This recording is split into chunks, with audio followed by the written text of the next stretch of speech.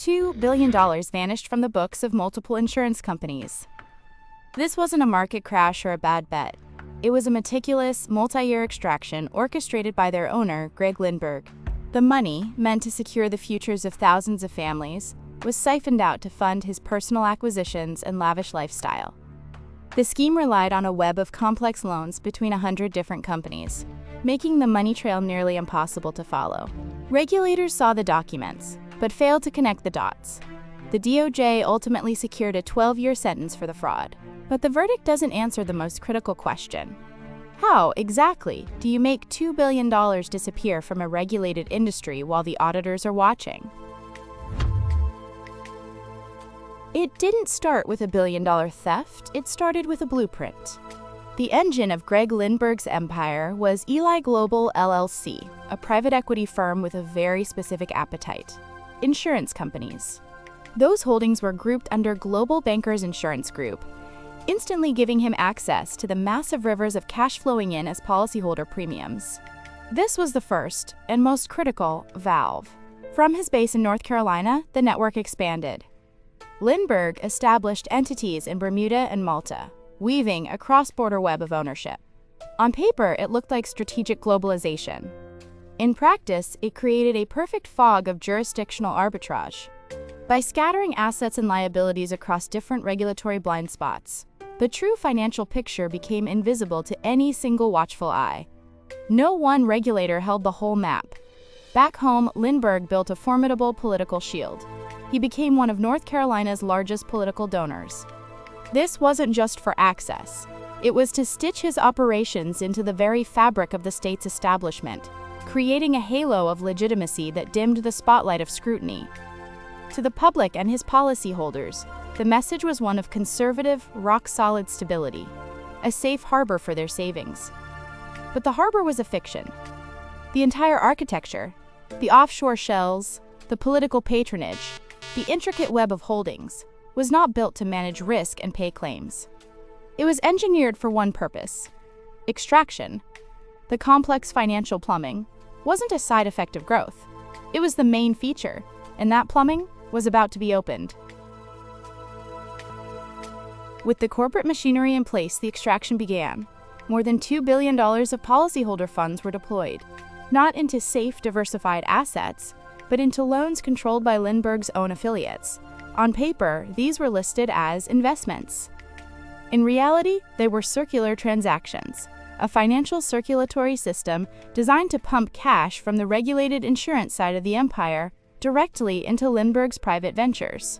Each transaction drained capital meant for policyholders, transferring risk inward while pushing cash outward.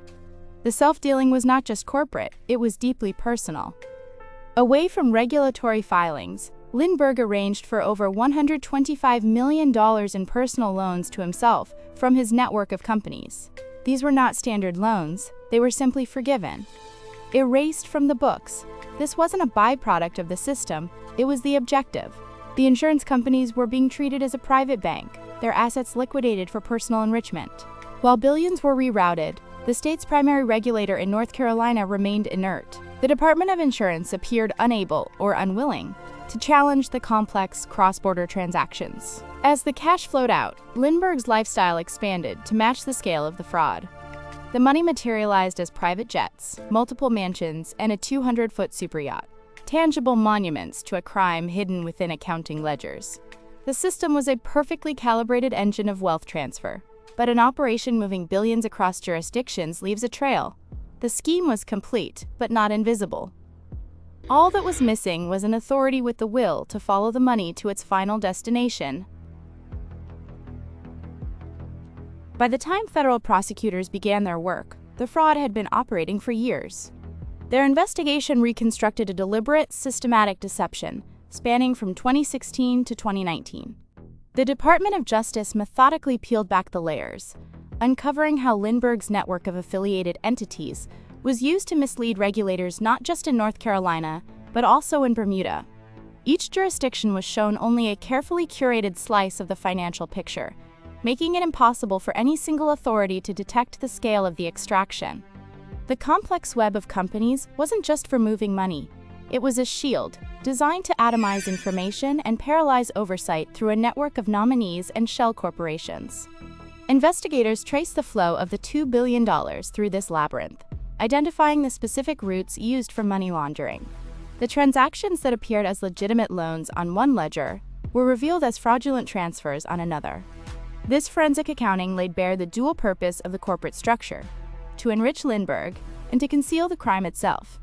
In May 2024, a federal jury delivered its verdict, convicting Lindberg of conspiracy to commit honest services wire fraud.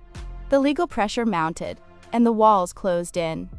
By November 2024, Lindberg pleaded guilty to separate, devastating charges of conspiracy against the United States and money laundering. The architecture of deceit had finally collapsed. The gavel fell, confirming a 12-year prison sentence. But for the thousands of policyholders whose savings had vanished into this scheme, the legal verdict was not the end. Their nightmare was just beginning. The prison sentence closed the criminal case. But for the victims, it opened a far colder chapter. A federal court ordered $1.655 billion in restitution, money owed to the insurance companies and policyholders Lindberg defrauded, representing hundreds of thousands of victims. As his insurance companies were forced into rehabilitation and liquidation, the slow, painful process of untangling assets began. But the damage had already spread far beyond balance sheets. It reached into the lives of hundreds of thousands of people who trusted him with their futures. These were retirees and families who paid their premiums in good faith, believing their savings were secure. Now they face benefit cuts, and the stark possibility that the promises they paid for will never be honored. The paperwork offers cold comfort when your retirement is at stake. The full scope of restitution remains contested across multiple jurisdictions, each one waiting to see if anything can be salvaged from the wreckage of Lindbergh's empire. The path to recovery is further complicated by Lindberg himself. He continues to fight the Restitution Order, arguing he is overpaid and that asset sales should be halted to prevent recovery beyond actual losses. But the legal battles tie up funds, and any potential payout remains stalled. A grim postscript to the crime. Victims are forced to wait, while the architect of their ruin disputes the terms of their compensation from a prison cell. And the case exposed something larger than one man's greed. It exposed a catastrophic failure of regulatory oversight. The web of interconnected entities Lindberg built across jurisdictions. The circular transactions that concealed billions from regulators. These weren't exotic techniques. They were known vulnerabilities. While one man was sentenced to 12 years, the full scope of the damage, $2 billion siphoned from those who trusted him, remains staggering. One defendant sits in a cell, but the system that built his cage of lies? And the restitution, $1.655 billion ordered, still contested, and that should terrify anyone paying attention. This case isn't just a story of greed, it's a blueprint. A forensic masterclass in how to turn a regulated entity into a personal cash machine. The scheme's genius, if you can call it that, lay in its architecture. Greg Lindberg's core strategy was a shell game played across a map.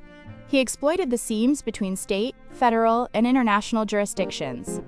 By scattering assets and operations across borders, he made the full picture of insolvency deliberately invisible. No single watchdog saw the whole threat. This wasn't one regulator's failure. It was a systemic collapse.